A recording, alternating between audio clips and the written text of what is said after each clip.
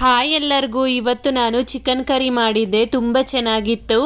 ನಮ್ಮ ಹುಡುಗ ಈಶಾಂತ್ಗೆ ಚಿಕನ್ ಅಂದರೆ ತುಂಬ ಇಷ್ಟ. ಅವನಿಗೋಸ್ಕರ ಸ್ವಲ್ಪ ಚಿಕನ್ ಪಕೋಡಿ ಮಾಡಿದ್ದೆ. ಚಿಕನ್ ಕರಿ ಯಾವ ಥರ ಮಾಡೋದಂತ ಈ ವಿಡಿಯೋ ನೋಡಿ.